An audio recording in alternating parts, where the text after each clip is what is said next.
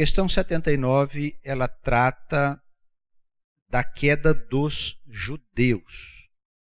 O apóstolo Paulo, na sua carta à igreja de Roma, no capítulo 11, ele deixa ali bem claro que a queda dos judeus, ou seja, a não aceitação de Jesus como Senhor e Salvador, foi algo da vontade do próprio Deus. E Paulo diz que a queda dos judeus teria sido a salvação dos gentios, que é a salvação dos cristãos.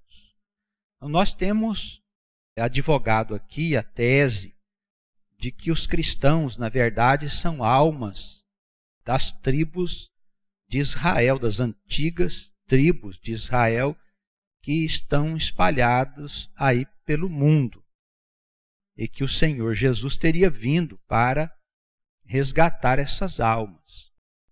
Quando nós examinamos de uma forma mais cuidadosa os textos das Escrituras, tanto no que diz respeito ao Novo Testamento, como também nas profecias do Antigo Testamento, a gente percebe que as coisas são um pouco diferentes do que diz a teologia cristã. A teologia clássica, ela simplesmente acredita que o Senhor deixou de lado os judeus, que teria negado que ele era o Messias, e encontrou nos cristãos aqueles que viriam substituir os judeus, como o povo escolhido. Isso, na verdade, é uma tese criada dentro do cristianismo, dentro da igreja cristã, desde quando ela começou a sua história. Porque isso não tem base alguma no Antigo Testamento, nas histórias relacionadas com o reino de Deus. E também no que toca ao reino de Deus, nas coisas que devem ser estabelecidas aqui na terra, as teses da teologia cristã também são teses que não têm fundamentação nas profecias antigas, naquelas que foram antes do Senhor. Ali existe uma história com começo, meio e fim da chegada do reino de Deus para ser implantado na terra e não nos céus, como prega a teologia tradicional, dizendo que as pessoas salvas vão viver um dia numa cidade celestial que fica no paraíso. Aí as teses também variam muito de igreja, agora na igreja evangélica, para igreja, dependendo das denominações, se acreditam em todo tipo de fantasias. Recentemente tivemos notícias de que existe aí uma das igrejas que acreditam que a Nova Jerusalém é uma cidade que vai descer dos céus, aí naquela costumeira fantasia dos religiosos, e vai descer lá sobre a cidade de Jerusalém, lá em Israel. E aí o pessoal salvo, eles vão viver lá na cidade para sempre, e lá nessa cidade eles não vão morrer nunca. Então as teorias relacionadas com o reino e com o fim do mundo, dentro da teologia tradicional, da teologia cristã, são as mais estapafúrdias possíveis e ligadas sempre a um alto nível de fantasias. Então, nós que somos o povo de Deus precisamos sair desse tipo de conceito para avançarmos dentro de um outro tipo de pensamento, que é o pensamento mais racional, mais inteligente, aonde Deus não vai romper a ordem natural para poder salvar os crentes, principalmente os evangélicos. Que a gente dá uma olhada por aí, o pessoal não é assim, uns crentes muito bom, de qualidade para viver lá no céu, não é mesmo? Então Deus certamente não vai destruir o mundo para salvar os evangélicos. O plano de Deus é algo bem maior do que o homem imagina. E com certeza alguma coisa que não há de violentar as leis da natureza, as leis naturais, no que toca à implantação do reino. Convém a nós, pois, admitirmos um pensamento um pouco diferente dessas teorias para entendermos que Deus ele está trabalhando através dos seus servos para transformar o mundo no reino de Deus, que é o reino que não vai passar jamais. Isso está em Daniel, está nos profetas. Se o reino não vai passar jamais, se ele vai substituir os demais reinos que houve na terra, certamente o reino de Deus será aqui, e não será nos céus, e nem na cidade celestial. Não tem nenhum tipo de concepção lógica na teologia cristã, os ensinamentos que tratam do reino de Deus.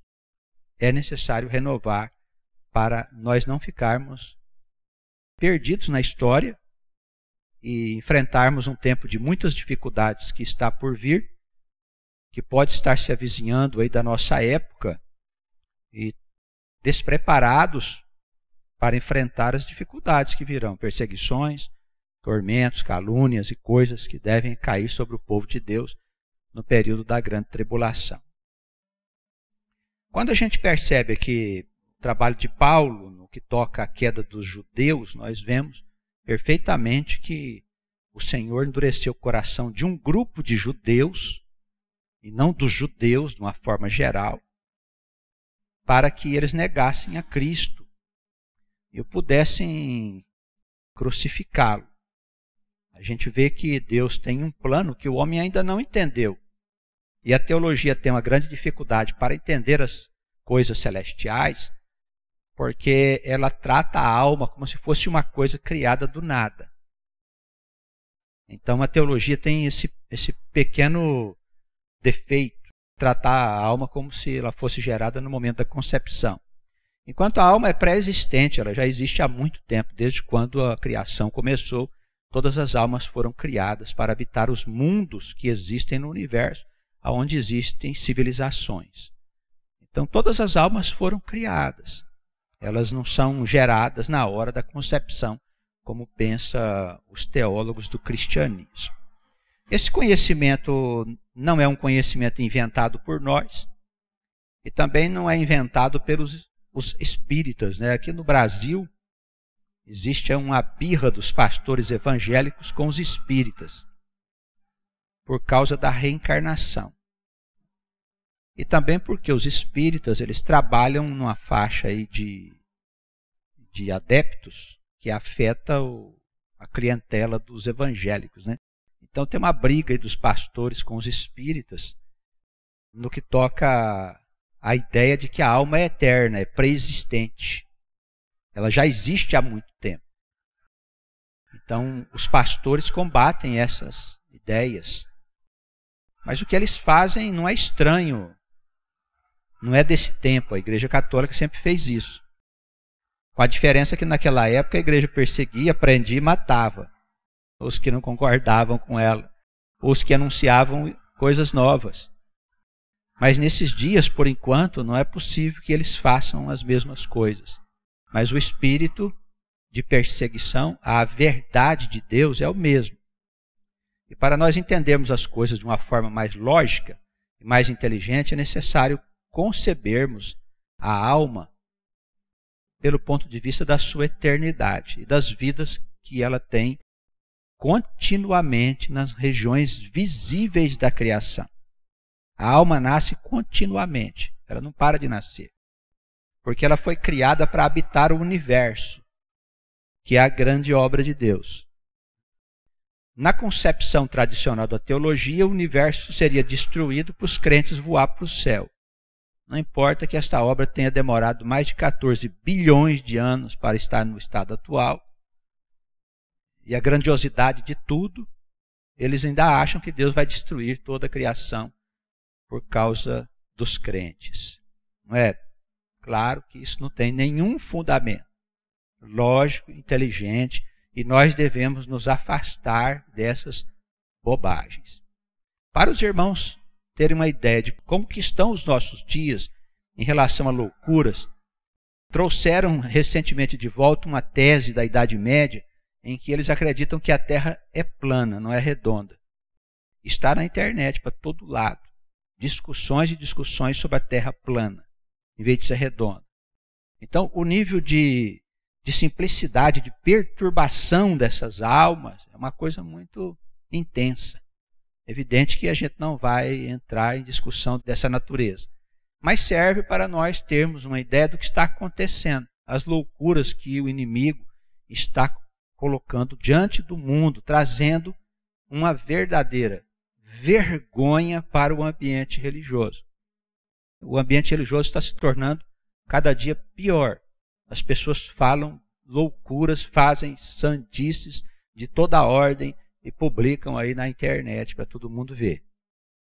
É uma tristeza o que está acontecendo e sendo feito com o nome do nosso Deus.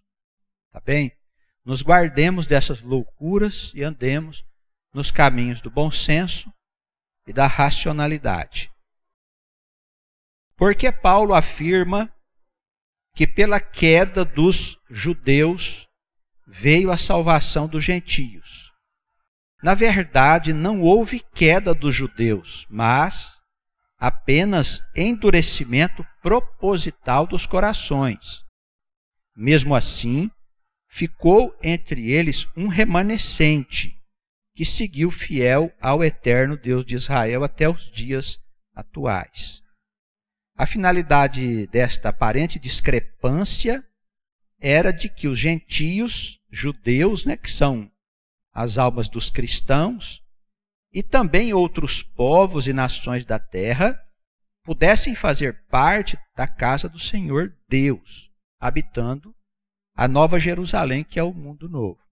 Então, aparentemente, tudo foi proposital da parte do nosso Deus. Foi de propósito que ele endureceu o coração dos judeus. Nós temos aí o Salmo 69, onde a palavra diz assim: faz pesado os seus ouvidos para que não ouçam. Também Isaías, no capítulo 6, versículo 10, a palavra diz assim: escureçam-lhes os olhos para que não vejam. Há referências, pois, nas Escrituras, de que foi de maneira proposital que os judeus não aceitaram Jesus como Salvador. E é uma coisa interessante também considerar, e aí os teólogos cristãos poderiam refletir a respeito, uma vez que o sangue de Jesus é que nos perdoa, o sangue de Jesus é responsável pela remissão dos nossos pecados. Se Jesus não tivesse morrido na cruz e vertido o seu sangue, como é que os cristãos seriam salvos? Não seriam salvos. Jesus tinha então que morrer na cruz? Sim, para que essas ovelhas pudessem ser resgatadas pelo seu sangue e por uma série de outras razões de natureza teológica que houve a morte na cruz. Mas a morte na cruz era uma expectativa da humanidade para que ela pudesse ter o seu pecado perdoado. E então o reino pudesse ser estabelecido. Não há nada errado, não há nada equivocado com a obra de Deus, tudo transcorre perfeitamente dentro daquilo que está previsto. Claro que se nós não considerarmos a implantação do reino, tudo fica sem sentido.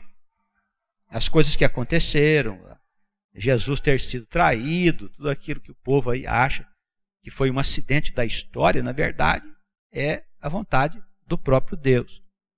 Porque Deus não faz coisa alguma que não seja perfeita. Todas as coisas são perfeitas. Também podemos salientar que este remanescente que nós falamos aí, que ficou no meio dos judeus, continua fiel ao Deus de Israel até os nossos dias. Porque as pessoas pensam que para ser fiel ao Deus de Israel, precisa crer em Jesus Cristo como Senhor e Salvador. Isso não é verdade, não. Os judeus têm a sua via de salvação. Enquanto os cristãos se salvam por meio da fé em Cristo, os judeus se salvam por meio da fé em Adonai. Nenhum e nem outro sabem que nós estamos falando de um mesmo Senhor. Adonai e Cristo é o mesmo Senhor. Uma vez que Jesus disse que existia antes de ter nascido, então nós entendemos com muita lógica que é o mesmo Senhor que salva tanto judeus como cristãos. Esse remanescente que ficou e que o apóstolo Paulo faz referência também nos seus escritos, não são os cristãos. Os cristãos costumam dizer que eles são remanescentes. Não são remanescentes coisa nenhuma, são ovelhas da casa de Israel, ovelhas perdidas, idólatras. adoradores de templos, gostam de riqueza, de dinheiro, de poder, de política. Esses são os cristãos. Adoram imagens. São idólatras, não tem nada de remanescente nisso. O remanescente aqui são judeus. É Israel que vai salvar o mundo. Eles pensam que é Jesus que vai salvar o mundo. Jesus veio fazer cumprir a salvação através do povo escolhido. Isso está em toda a Escritura. No Antigo Testamento, em todas as profecias. Como é que os cristãos não falam nada sobre isso? Porque não conhecem. A teologia cristã fica só na superfície ali. Agora nós somos os escolhidos, os diletos de Jesus, somos os remanescentes. Não são nada. Estão sentando aí nos primeiros lugares da festa, os cristãos. Sentando nos primeiros lugares da festa. Vão ser humilhados, com certeza. Porque Judá é que é o remanescente. Interessante que naquele diálogo que Jesus teve com a mulher samaritana, ao ser questionado se a adoração era em Jerusalém, na Samaria, etc., aí o Senhor disse assim, vós adorais o que não conheceis, falou para a mulher samaritana, porque eles adoravam a Samaria. Adoravam Deus, porque os samaritanos eram judeus, degenerados, o pessoal do Reino do Norte. Vós adorais o que não conheceis, nós adoramos o que conhecemos, disse o Senhor, porque a salvação vem dos judeus. João capítulo 4, versículo 22. A salvação vem dos judeus, não é de um judeu. Não é de um judeu, poderia ser de um judeu. Jesus está dizendo, a salvação vem dos judeus. Então quem vai salvar o mundo são os judeus, é Israel. É algo maior do que o sacrifício do Senhor. É o reino de Deus que será implantado na terra. É um outro mundo, uma outra maneira de viver. As coisas velhas, elas vão ruir. Como uma casa construída sobre a areia. Vão ruir. A casa do mundo vai abaixo.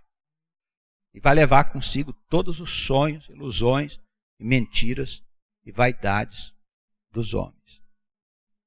Então, irmãos, para que a gente possa entender essa queda dos judeus, é preciso estudar direitinho Paulo. Né? Capítulo 11, 10 e 11 da carta de Paulo aos Romanos. Precisamos estudar direitinho para a gente perceber ali que há algo além do que nós pensávamos como cristãos. É preciso deixar de pensar como cristão. É preciso deixar de pensar como judeu. No ponto de vista religioso. Nada de judaísmo, nada de cristianismo para definir o nosso entendimento. Precisamos pensar como povo de Deus. Como Israel bíblico. Porque pensar como povo de Deus, nós não temos compromisso com o judaísmo, que é uma religião respeitosa. Amém. Não temos compromisso com o cristianismo, que é uma religião respeitosa. Amém. Exerceu grande papel no mundo, na história, nos povos. Não estamos negando nada disso. Mas é preciso sair do campo do pensamento religioso para se formular um novo pensamento. Para a gente começar a crer de uma outra forma. Se a gente não fizer isso, quando vier a tempestade, vai cair sobre nossa cabeça. Porque vai cair sobre a cabeça de cristãos, de judeus. São as testemunhas do Senhor perante o mundo. Judeus e cristãos estão despreparados para enfrentar o fim do mundo. O fim do mundo está às portas. Vai chegar com perseguição, com desgraça, com tragédia, com todo tipo de coisa. O que eles vão fazer? Enquanto a democracia está dizendo assim, você tem liberdade de crença e tal, está todo mundo achando que está bonito. Enquanto está tudo bem. Mas e se a coisa zangar para o lado dos religiosos? Isso pode acontecer por eventos que os religiosos não conhecem. Acham mesmo que vão entrar no reino de Deus, participar das hostes celestiais sem serem provados? Acha mesmo, irmãos? E essa história de dizer que a gente está inventando doutrinas, isso não é verdadeiro. Primeiro porque esse pensamento já está no mundo há muito tempo, sempre negado pela igreja. Está no mundo há muito tempo. Segundo, porque vem um tempo em que as obras dos homens e as suas doutrinas vão se queimar. Com fogo, com provas. Então, se a doutrina que nós professamos são invencionices nossas, da nossa cabeça, ela será queimada. Mas todas as obras, disse o apóstolo Paulo, serão submetidas ao fogo. E aí nós vamos ver quem que é de Deus e quem que não é. Vamos ver se essas doutrinas que estão no mundo há tanto tempo, né, porque está quase 2000 anos no mundo, aí envolvido com os cristãos e com igreja, e com salvação, e com glória, com poder, com uma série de coisas. Vamos ver se isso sustenta a hora que vier o destruidor. Vamos ver. Vai ser simples assim. E todos os nossos corações serão provados, evidentemente. Se todos os judeus tivessem aceitado Jesus como Salvador e guia do povo, os gentios judeus, que são os cristãos, não seriam encontrados e os naturais não teriam oportunidade de receber a salvação. Está aí uma referência a Romanos 11, 25. Paulo, o apóstolo dos gentios, foi o servo escolhido para desempenhar a tarefa de resgate, desenvolvendo uma doutrina que servisse de ponte entre judeus e gentios. Ele foi um judeu que intercedeu pelos gentios, escolhido pelo Messias, por tratar-se de uma alma com profundos conhecimentos a respeito do povo de Deus e dos ensinamentos dos livros, da lei e dos profetas. Então, Paulo foi um sujeito que inicialmente perseguia os cristãos. Pelo menos ele andava com o pessoal e consentia que eles abrissem a casa dos cristãos e que espancassem os cristãos e fizessem com que os cristãos blasfemassem contra o Senhor. Paulo fazia isso. E quando morreu Estevão, o primeiro mártir do cristianismo, Paulo estava lá consentindo que ele fosse apedrejado. E o Senhor, como ele escreve certo em linhas tortas, né? O Senhor tem os planos dele, e ele não se importa muito com o que pensam os homens. E ele pegou justamente esse perseguidor e converteu ele ao Cristo. Converteu ele ao Messias. E ensinou a ele as coisas que ele teria que fazer para poder levar a mensagem de salvação para fora de Israel, porque havia ovelhas a serem encontradas no meio do povo chamado gentio, que era o povo estranho. A palavra não ia ficar só em Israel, ela teria que ser levada a outras nações. E daí Paulo foi escolhido para isso. Foi ele que fez as primeiras viagens, expandindo o conhecimento do cristianismo para fora de Israel. Mas Paulo não viveu com Jesus. Ele não conheceu o Senhor. Porém, Paulo era rabino. Ele tinha um profundo conhecimento das escrituras hebraicas, que é chamado por nós de Antigo Testamento. Também vale ressaltar que os evangelhos de Jesus, nenhum deles havia sido escrito na época de Paulo. Os evangelhos passaram a ser codificados depois do ano 100 da era cristã. Aqui para frente, 100, 110. Paulo foi 70. Então ele não teve contato com os evangelhos, ele escutou histórias. Mas ele desenvolve uma doutrina que chamava de meu evangelho, em que ele encontra Jesus nos profetas, em que ele encontra a missão dos judeus, a missão dos gentios, a necessária inserção dos gentios na oliveira santa, que ele chamava, que era o Israel bíblico, a vinha do Senhor. Ele entende isso e desenvolve uma doutrina. Nós sabemos pouco dessa doutrina, mas ela está, os seus traços, os seus indícios podem ser encontrados nas epístolas do apóstolo Paulo. Nas suas epístolas são os documentos, na verdade, que fundamentaram o cristianismo. Paulo não é muito bem visto na igreja, não, porque a doutrina dele afeta o sacerdócio. E as igrejas elas se desenvolveram em cima do sacerdócio levítico. Não dá para você discutir muito Paulo quando ele credencia as pessoas comuns ao seu sacerdócio, que é o que desejava Jesus. E por isso mesmo, devido às consequências da doutrina ensinada por Paulo, ele foi perseguido pelos judeus.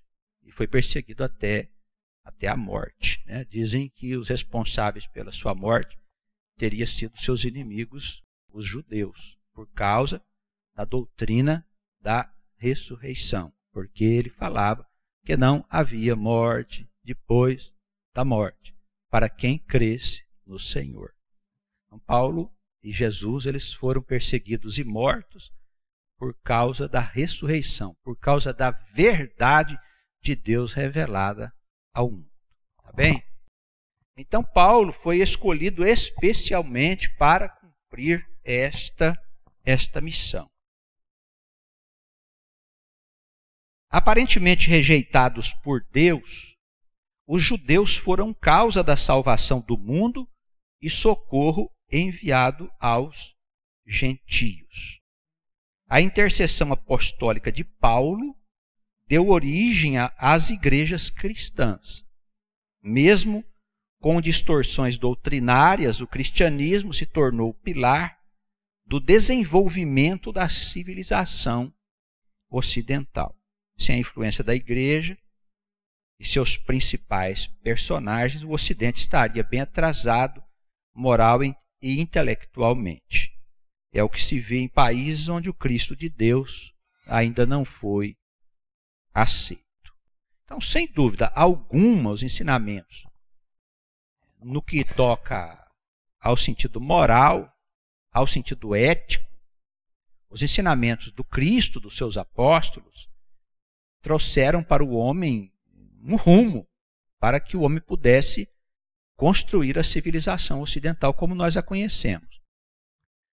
E não só o pensamento do Cristo e dos apóstolos, no que toca aos documentos do Novo Testamento, mas também o pensamento judaico, que está por trás, né, dos judeus.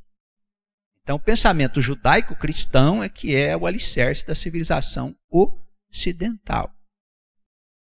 Temos que considerar que mesmo sem compreender a profundidade e a gravidade dos ensinamentos de Deus, no que toca à implantação do reino, à futura civilização do mundo, mesmo assim, os ensinamentos éticos do judaísmo-cristianismo trouxeram para o mundo ocidental esse espírito de liberdade, essa ideia do que é certo, o que é errado, o que é justo, o que é injusto, que hoje toca a nossa vida. Essas coisas vieram com uma certa segurança até uns 20 anos atrás, quando a apostasia começou a espalhar no mundo e eles começaram então a afastar-se de Deus. O homem do Ocidente começou a achar que por ele mesmo ele já sabia das coisas, porque ele era um homem inteligente, a ciência começou a desenvolver, então ele começou a pensar uma série de coisas contraditórias aos ensinamentos das Escrituras Sagradas. E essa é a perdição do mundo, né? O mundo está se afundando porque se afastou de Deus. Romperam os laços com Deus e as consequências são bastante danosas. Bem, então nós deixamos aí algumas referências para a instrução, aí embaixo Romanos 11, versículo 8. Deus lhes deu espírito de profundo sono, olhos para não verem e ouvidos para não ouvirem, até o dia de hoje. Tratando aí daquela cegueira, né, daquela falta de audição aí dos judeus em relação a Jesus ser o Messias. Então foi Deus que tornou os judeus cegos e surdos para não aceitarem o Senhor. Então os judeus não são culpados. Você vai culpar Deus? Claro que não. Então o que tem de errado? Não, tem uma coisa errada no seu entendimento. É que você não entendeu ainda o que Deus está fazendo. Que tal? Que tal? A pessoa quer acertar Deus dentro do entendimento da teologia. É um desastre. Desastre. Inventam as coisas mais loucas. Não passa pela cabeça dos teólogos que eles não aprenderam o que precisava aprender para entender o mecanismo da criação. O que é que Deus está fazendo com esse mundo. Não passa pela cabeça deles que a interpretação foi equivocada. Devido ao atraso mesmo, não é por maldade. Foi atraso do planeta, atraso do mundo. Eles seguiram um caminho que não é o caminho correto. Aí apareceu Jesus Deus, a Maria Virgem, vai por aí afora. Né? Amém. É objeto de fé, respeitamos, tudo mais. Mas a salvação vem dos judeus. É como Jesus disse aqui, né? Vós adorais o que não conheceis. É para dizer aos cristãos isso. Ah, o pessoal gosta da imagem de Santo Antônio, São Pedro, São Paulo. Amém. Tudo bem. A gente respeita. Mas disse o Senhor, vós adorais o que não conheceis. É isso que Jesus disse para a mulher samaritana. Ele estava dirigindo justamente a essas almas, esses mesmos espíritos. Não sabeis o que adorais. É necessário mais do que nunca nós entendermos o que nós estamos adorando. Que Deus é o Deus que nós estamos adorando. É Deus homem? Ou Deus espírito, como disse o Senhor? Deus deve ser adorado em espírito e verdade. Está aqui nesse mesmo diálogo com a mulher samaritana, no capítulo 4 do Evangelho segundo João. Deus é espírito e deve ser adorado em espírito e verdade. Está aí a verdadeira adoração. O pessoal quer cantar, quer louvar, quer subir a montanha, quer fazer promessa, quer ir lá na Nossa Senhora da Aparecida, cidade, Bom Jesus da Lapa e tal. Outros querem ir no caminho de Santiago. Vai com Deus. Vai com Deus. Amém, aleluia. Só que vós adorais o que não conheceis. A verdade está vindo sobre o mundo e virá. Pela nossa boca, pela boca de outros homens, de outros profetas, em outros lugares. Ela virá sobre o mundo. E quem não a receber vai ser envergonhado, porque o destruidor vem para envergonhar aqueles que pensam saber o que não sabem. Ele vai destruir essas pessoas e humilhá-las. Porque é o fim do mundo, é o juízo que chegará com todo o poder e força, começando pela casa do Senhor, viu, pessoal? Está escrito aí, o juízo começará pela casa do Senhor. Então vai ser dentro da igreja que vai começar a confusão das sinagogas. Pode esperar aí, viu, irmãos? Está tudo certinho quando eles permitem a gente abrir a porta, mas vai chegar um dia que eles não vão querer que a gente abra a porta, viu? Escreve aí. Os profetas aí do cristianismo. Anota aí direitinho, viu? Vamos ver aqui mais alguma passagem. A segunda referência, Ezequiel capítulo 6, versículo 8, onde a palavra diz assim: deixarei um remanescente, para que tenhais entre as nações alguns que escaparem da espada quando fordes espalhados pelas terras. Então esse remanescente sempre acompanha o povo de Deus. E é um remanescente, é um espírito que segue aqueles que tratam as coisas do Senhor com seriedade. E esse remanescente está também entre os cristãos, mas não são os cristãos. Mas há também judeus. É um remanescente, é um tipo de alma. É um tipo de gente. São pessoas que respeitam, que tratam com gravidade as coisas do nosso Deus. É aquela igreja abençoada lá que o Senhor diz no Apocalipse que gosta dela, né? É o remanescente, é o espírito do remanescente. Sempre ele preservou um certo número de almas para poder segurar ali a boa semente, né? Guardar a boa semente, que ela fosse plantada novamente e seguisse o curso das revelações para que o reino fosse implantado. Tá bem? Romanos 11, 25 também, aí nós temos sobre o endurecimento, né, do coração, olha lá, porque não quero, irmãos, que ignoreis este segredo, que o endurecimento veio em parte sobre Israel até que a plenitude dos gentios pudesse entrar. É claro que está no plano de Deus aí que os gentios possam entrar para a casa dele. Por quê? Porque eles pertencem à casa de Deus, os gentios. Esses gentios que o Paulo estava procurando, que estão no meio dos cristãos. Não são todos os cristãos, mas estão no meio dos cristãos. Como nem todos os judeus são judeus. Não é? Paulo também ensina isso. Lá em Israel tem muita gente que não acredita em Deus e é judeu. São apóstatas, fazem doidices, não obedecem às escrituras, não se interessam pelas escrituras. Então, são somente judeus no corpo, mas a alma não é de judeu, a alma é de descrente. É tão descrente quanto o descrente daqui. Por quê? Porque a gente sabe que alguém é povo de Deus, pela circuncisão do coração, não é da carne. Da carne todo mundo pode fazer, mas a circuncisão do coração, não. Só aqueles que têm verdadeiramente fé serão chamados filhos de Deus. Bem, aqui temos Atos 26, 15 e 18, para a gente poder fazer a conclusão. É o diálogo de Paulo, né? Quem é Senhor? E ele respondeu, sou Jesus a quem tu persegues. Quando Paulo caiu do cavalo lá na estrada para Damasco, ele ia com alguns soldados para prender os cristãos, alguns líderes do cristianismo que havia na cidade de Damasco, e no meio da viagem, era meio-dia, quando uma luz mais forte que o sol apareceu a ele e o cegou, e aí se desenvolve esse diálogo aqui que encontramos em Atos, no capítulo 26, versículo 15 a 18. Quem é Senhor? E ele respondeu, sou Jesus, a quem tu persegues, mas levanta-te, põe-te sobre teus pés, porque te apareci por isso, para te pôr por ministro e testemunha tanto das coisas que tens visto, como daquelas pelas quais te aparecerei ainda, livrando-te deste povo e dos gentios, a quem agora te envio, para lhes abrires os olhos e das trevas os converteres à luz e do poder de Satanás ao poder de Deus, de maneira que recebam a remissão dos pecados e herança entre os que são santificados pela fé em mim. Tá bem? Então aí o Senhor diz ao apóstolo Paulo qual seria a sua missão de levar essa mensagem às ovelhas perdidas, aos gentios, para que eles pudessem também entrar.